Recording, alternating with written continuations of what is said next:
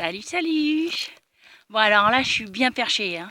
J'ai jamais été aussi haut, enfin du moins à pied, parce que là je me trouve au sommet du pic du Nouflon, à la frontière franco-espagnole, ou non, qu'est-ce que je dis?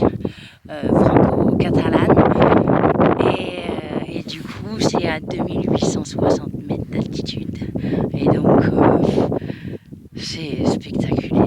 Je vous fais faire un petit tour d'horizon sans me lever, hein, parce que là je suis en phase repos. Mais voilà, ça ressemble à ça.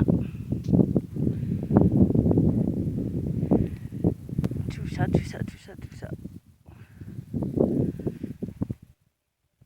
De la montagne, quoi. Mais du pur régal. Alors je voulais profiter de cette pause aussi pour vous raconter ma petite anecdote d'hier soir, que je trouve quand même assez rigolote. Alors hier soir je me suis arrêtée pour planter ma tente au pays des mouflons et des, j'allais dire chamois, mais non, ici on appelle ça des isards, et des marmottes. J'en avais jamais vu, c'était la première fois, c'est trop mignon comme bête. On dirait des espèces de chats aplatis qui sautillent un peu vraiment en bougeant les fesses, c'est trop drôle. Donc je trouvais que c'était un super endroit pour dormir. Et donc, alors je fais ma petite toilette, je vois des vaches qui descendent de leur pâturage, qui me regardent, que je me dis, bon, soit je suis sur leur territoire, soit elles sont un petit peu coquines ces vaches. Mais bref, je m'en soucie pas, je me fais ma popote et puis je vais me coucher, quoi, parce que j'étais bien lancée de ma journée. Et j'arrive à peu près assez rapidement à m'endormir.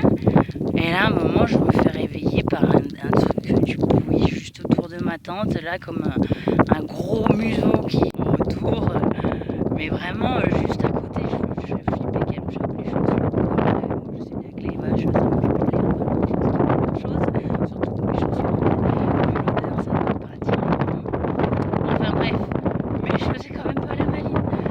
Et donc je me dis, bon, alors au début je tousse en me disant ça va peut-être les faire fuir, mais en même temps je me mettais un peu dans la peau d'une vache,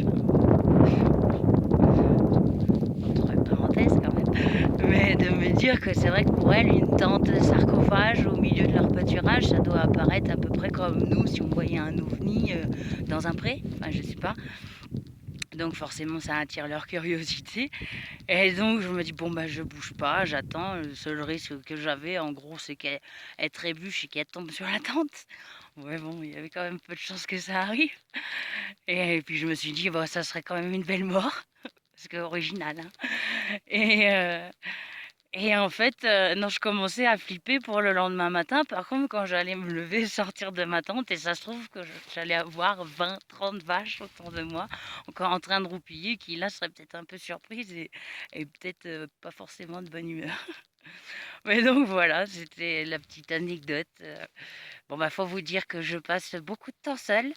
Je parle pas à grand monde. Enfin, si, j'avoue que je parle déjà beaucoup seule. Et donc, bah, j'avais envie de le raconter. Voilà.